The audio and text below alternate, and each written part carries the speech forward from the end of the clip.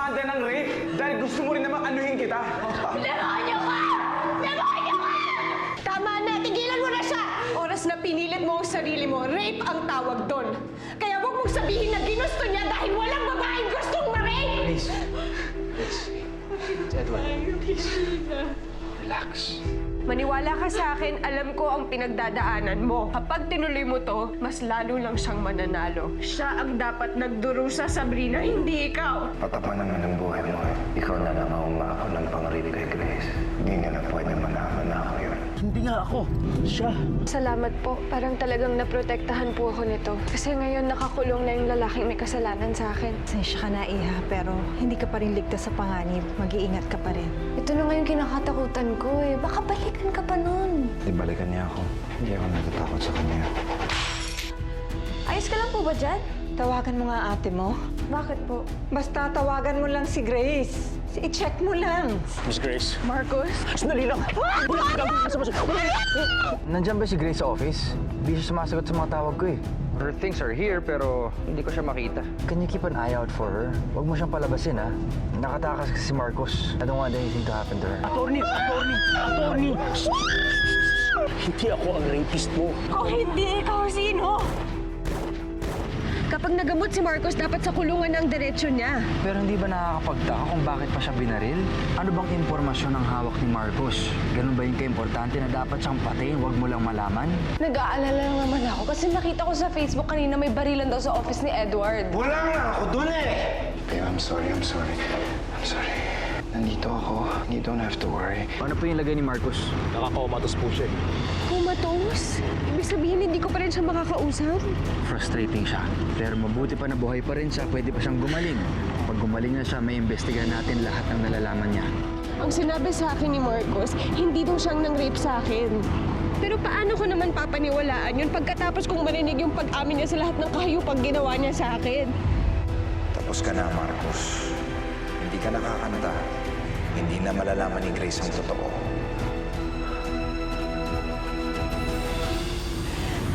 Pero kung sino man ang ituturo niya sa kaso ko, gusto kong malaman kung meron pa siyang ibang kasabwat. Katulong niya sa plano niya sa akin. Dapat magbayad din sila. Dapat magbayad lahat ng sumira sa akin. Pero naman kasi, ngayon pa talaga mangyayari to. Kung kailan umuusad na yung kaso ko. Ano? Hanggang kailan pa ba ako aasa? Ha? Hanggang kailan pa ba ako magdurusa? Grace, hindi naman tayo titigil eh. We won't stop. Hanggat hindi pa nagbabayad sa batas si Marcos at lahat ng involved sa kaso na to, hindi tayo titigil. Tagal-tagal ko na kasing hinihintay na makamit ang hustisya. Pakiramdam ko lang ngayon, pinagkait na naman sa akin.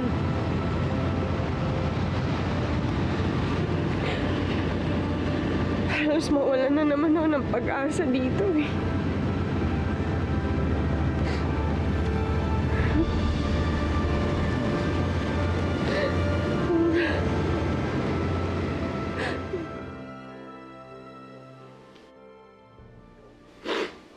Hello? Hello, Edward? Hello?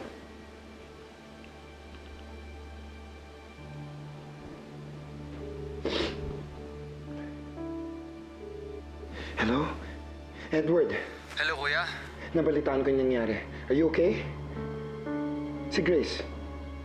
Okay lang kami. Kahatid ko lang kay Grace dito sa bahay niya. Good. Nagulat din ako sa nangyari. I mean, nakakagulat na nakatakas si Marcos. Buti na lang patay na siya. Kuya, he's not dead. Ano? Koma lang siya ngayon. Hello? Kuya? Yes. I mean, saan siya dinala? Nasa ospital siya ngayon. So, hospital arrest muna siya hanggat magising. Ba't mo natanong? Wala. I mean, baka dapat binabantayan siya doon. Baka makatakas ulit. Alam mo na. Sige, Edward, I have to go. Okay. Okay. Sige.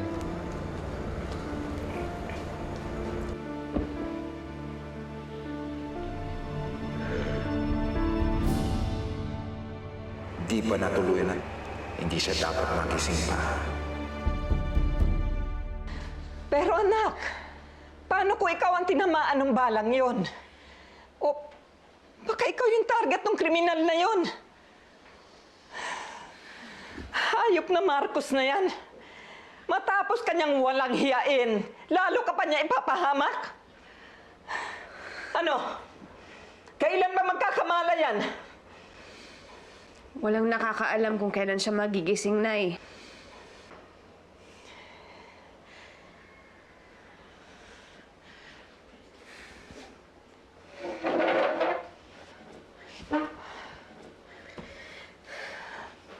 Pero iniisip ko na rin.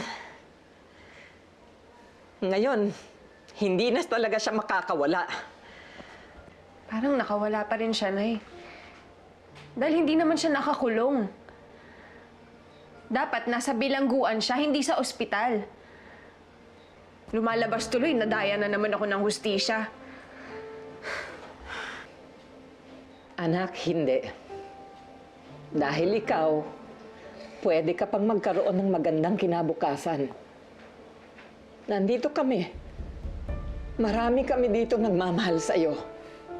Pero siya wala. Mag-isa siyang nakakulong sa gulay niyang katawan. At kung magigising siya, talagang habang buhay siya makukulong. Hindi din habang buhay na eh. 40 years lang ang reklusyon perpetua. Tapos ano, makakalaya din siya. Kung maibabalik naman ang death penalty, wala din. Dahil hindi nila sinama ang rape sa death penalty. Nagtatalo tuloy yung isip at puso ko. Sapat na ba na mabuhay siya at makulong? O dapat mawala na lang siya?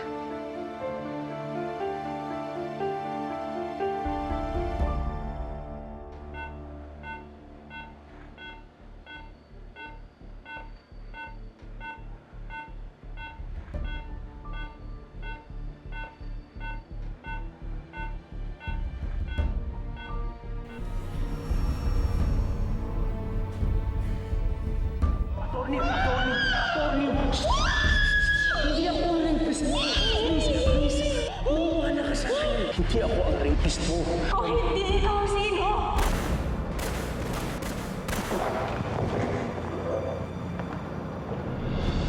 Buhay ka pa rin, hayop ka.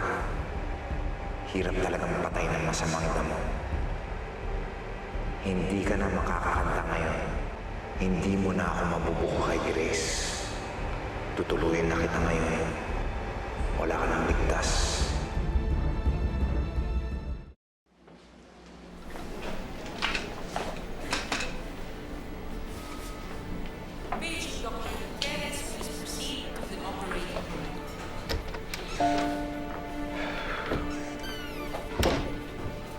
Kuya? Anong ginagawa mo dito? Gusto ko na makita yung lagay niya. Wala. Hindi pa sila nagpapapasok ng bisita bukod sa immediate family. Pero hey, tomorrow pwede na pag nag-stabilize na siya. Yeah.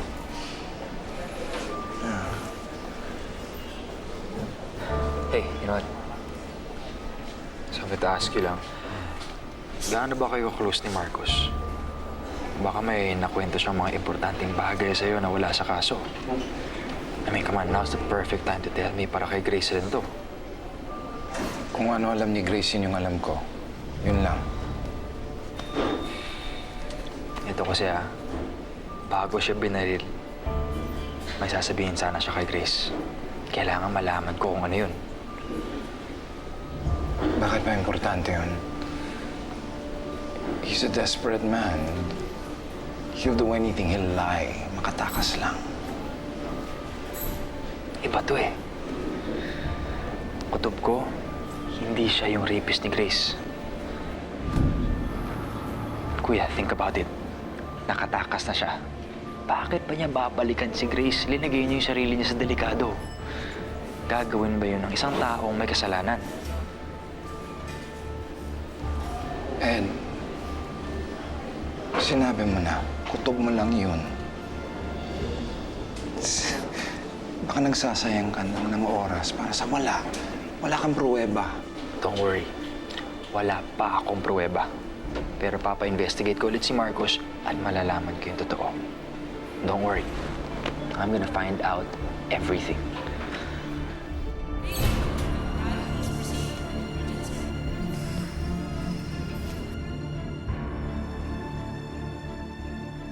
Don't worry. Wala pa akong pruweba. Pero papa-investigate ko ulit si Marcos at malalaman ko yung totoo. Don't worry. I'm gonna find out everything.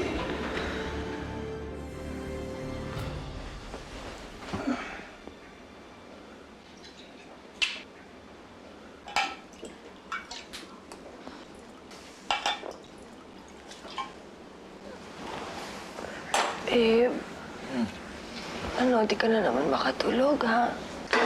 Bad trip tong si Edward eh. Gusto pa rin niyang ungkatin yung kaso ni Marcos. Diyos ko, pati ba naman yun? Problemahin mo pa? Sorry.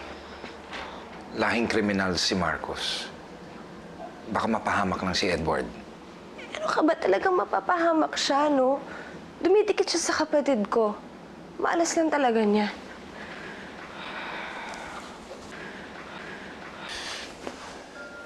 That makes Grace more sympathetic.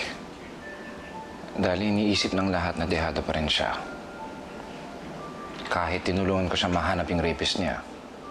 Yan na nga. Ano bang gusto mo mangyari, ha? Kailangan madiin na si Marcos yung rapist niya. Lahat ng simpatiya ng pamilya ko, mas lalo na yung magulang ko, kailangan mapunta sa'yo. Babe, alam ko naman na parte yan ng plano natin. At alam ko na kailangan kong magpalapad ng papel sa mga magulang mo. Yun, kayang-kaya kong gawin yun. Pero, sarili kong pamilya, parang mahirap yun. Hanggang ngayon, mabigat pa rin yung loob ko kay Ate Grace. Hindi ko kayang gawin yun.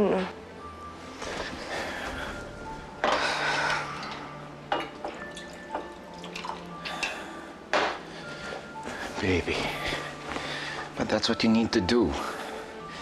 Kailangan mong makipag-ayos sa pamilya mo at simulan mo kay Grace.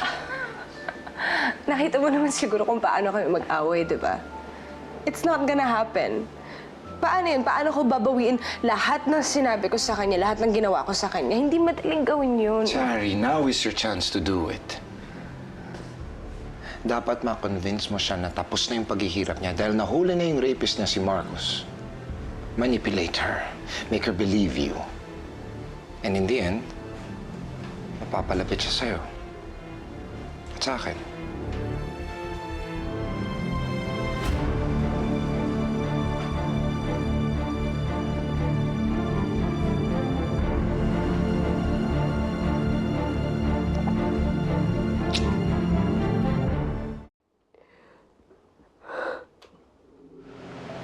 Hindi ko naman sinasadya. Wala na ako sa sarili. Paano ako? Ganda-ganda na. Ang kinis-kinis! Para makibitan. Huwag masyadong pumalag, sir. Pwede na agad skoran. Not guilty, Your Honor. Inosente ako. Hindi ako gumalaw sa'yo. Hindi ako ang rapist mo. Maniwala ka sa akin, Miss Grace. At attorney, hindi ako.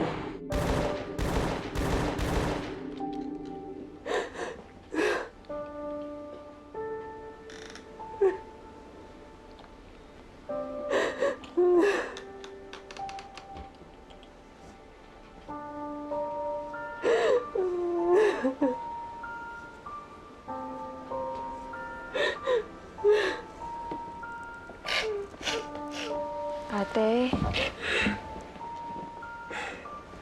Anong nangyari? Ba't ka umiiyak? Hindi ko kasi maalis sa isip ko yung nangyari. Akala ko pag nahanap ko na ang lalaking yun, magiging okay na ako, pero hindi din pala. Parang nadaya lang ako. Sana magising na yung lalaking yun at makulong na siya. Sana mabugbog siya sa loob ng kulungan. Eh, ang kaso, nasa ospital siya. Inaalagaan.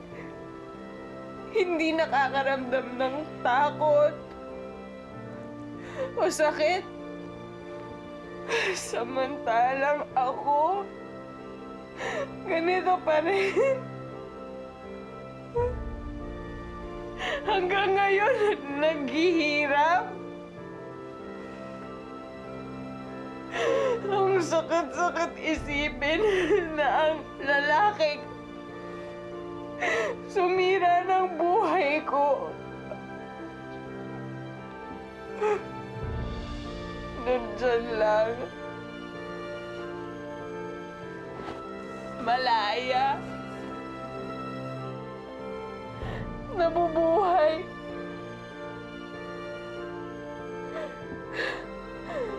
Ay, ang dapat, panagutan niya ang ginawa niya sa akin.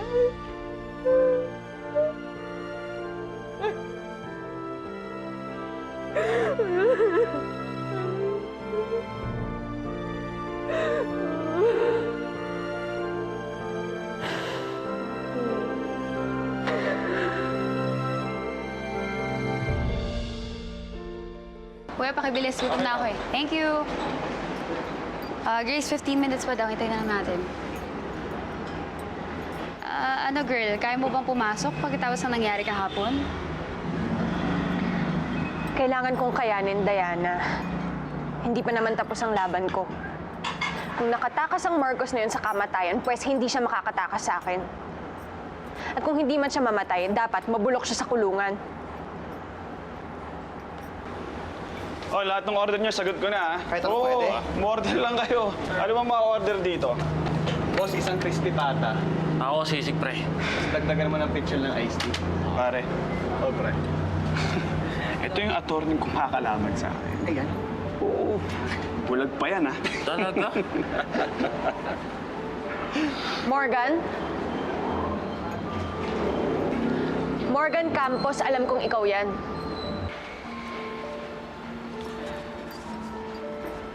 Do I know you? Hindi porket na-absuelto ka na sa kaso mo, ibig sabihin, pwede mo nang ipagpatuloy ang pambabastos mo. Grace, tama na. Teka. Sino ka ba? Ah! Naalala ko na. Ikaw yung nagtulak kay Sabrina para ituloy ang kaso ko. Na wala namang binatbat. Kaya hanggang ngayon, eto ako. Malayang malaya. Nakalaya ka dahil ginipit mo yung nabiktima mo. But you deserve to rot in jail.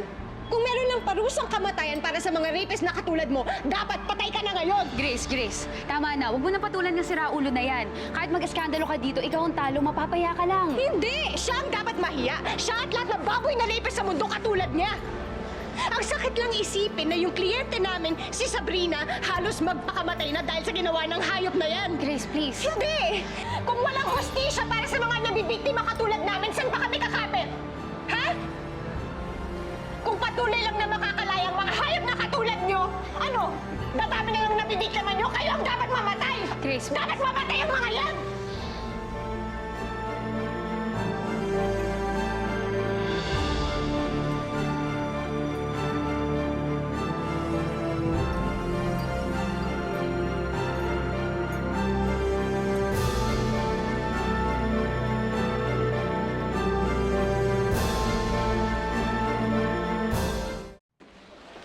Oh, Grace, inom ka muna ng tubig. Salamat.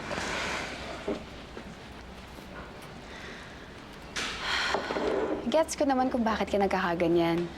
Kahit ako, gigirahin ko yun eh. Pero huwag mo mahayaan na sirain ng patapon na yun yung katinuan mo.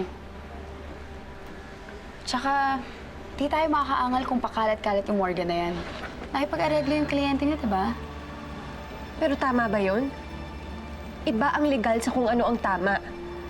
At hindi tama ang na nakakalusot ang mga may kasalanan na katulad nila. Grace, agree ako dyan, Grace. Alam mo, kung hindi lang ako abogado, ako mismo ang magpapasabog sa lahat ng mga rapist at manyak sa mundo. Uunahin ko na yung Marcos na yun. Pwede mo ba ako ipagmaneho, Diana? Bakit? Saan tayo pupunta? Kay Marcos. Gusto ko na ako ang una niyang makita kapag nagkamalay siya. Ipapaalala ko sa kanya lahat ng kahayupan niya. Gusto ko nandun ako para usigin ang konsensya niya. Okay, thank you for calling. Excuse me, kay Grace Evangelista. Naku, miss, kalalabas lang po niya. Saan siya nagpunta? Okay, thank you.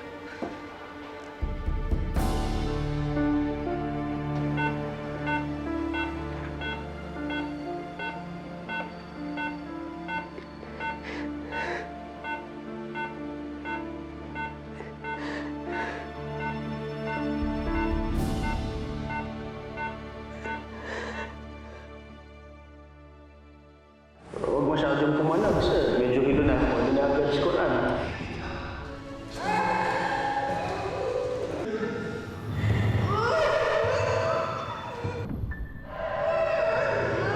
Hindi ko naman sinasadya. Wala na ako sa sarili. Paano ako sa... Ganda-ganda. Kinis-kinis! Parang bitaw.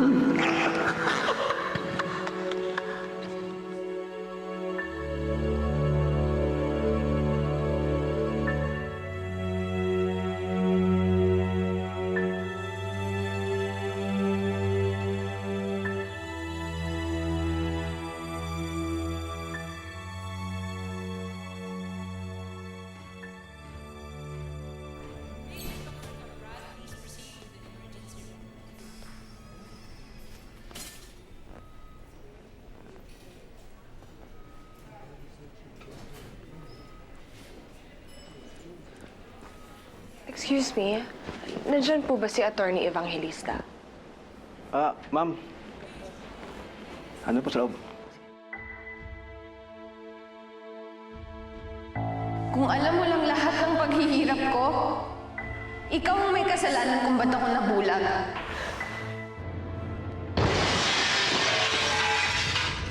Kung ba't nawala si tatay. Kung ba't hindi ako matahimik tuwing naaalala ko ang mga pinaggagawa mo sa akin. Binaboy mo ko. Sinira mo ko, ang pamilya ko. Para mo na rin akong pinatay.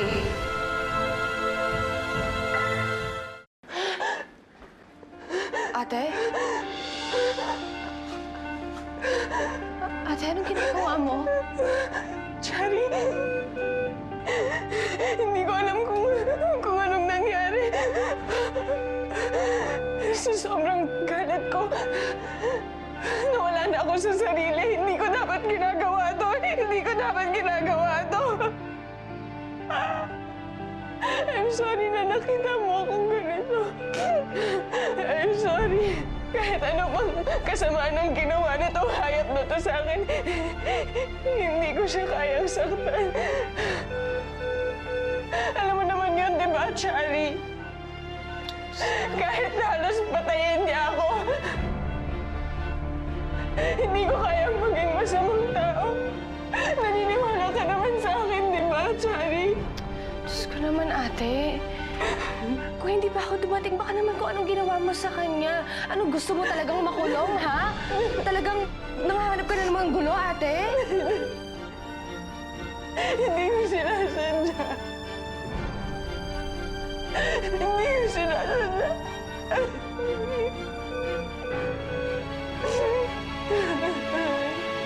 Now is your chance to do it. Dapat ma-convince mo siya na tapos na yung paghihirap niya dahil nahuli na yung rapist na si Marcos. Manipulate her. Make her believe you.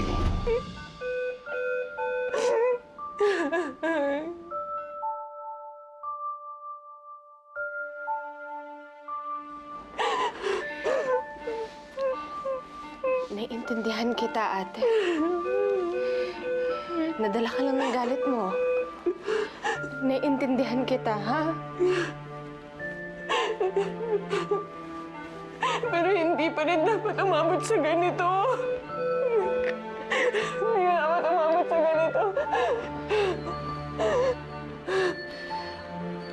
Ang tagal-tagal ko lang kasing hinanap itong lalaking to.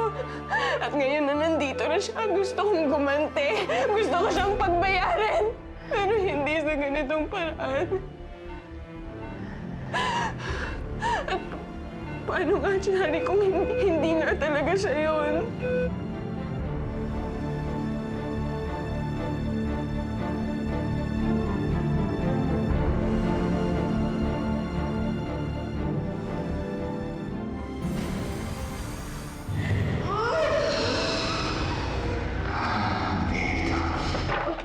Oo to, Grace. I'm sorry kung nagulat kita. May problema ba? Baka pwede kita matulungan. What if hindi nga si Marcos yung gumawa nun kay Grace? Nakakalaya pa rin yung totoong suspect. At kung sino man siya, siya ang gusto ko makulong. Basta mag-iingat ka. Nakita mo naman yung nangyari kay Marcos. Baka ikaw yung isunod. So alam mo na yung gagawin mo? I'm going to try and talk to Edward at sabihin sa kanya na i-convince niya yung parents mo to give you the company. And you're going to talk to Ate Grace. Sabihin mo naman sa kanya na i-persuade niya si Edward na ituloy na lang yung pag-aabogado. Mas mapapadali yung pagpasok natin sa negosyo. Of course, salamat sa kanila. Mananagot kayo sa ginawa niyo kay Marcos. Sinisigurado ko yan. Sino ka? Kapatid ko si Marcos. Pagbabayaran niyo to. Buhay sa buhay, pamilya sa pamilya. We talked about Marcos. Baka balikan siya dahil ayaw tumigil si Edward sa investigation. You have to stop what you're doing. Huwag ka na lang makialam. Lahat kasi ng ginawa mo sa buhay mo, lahat ng desisyon, mali. What are you gonna do? Ha? Nay, naamoy niyo ba yun? Amoy usok. Sa labas nang gagaling. Hala, Nay! Ano yan? Marka yun ng X-gang. Pero bakit naman tayo tatargetin ng X-gang? Ano makukuha niya sa atin? Maliban na lang kung may connection yung pamilya ni Marcos dun sa gang.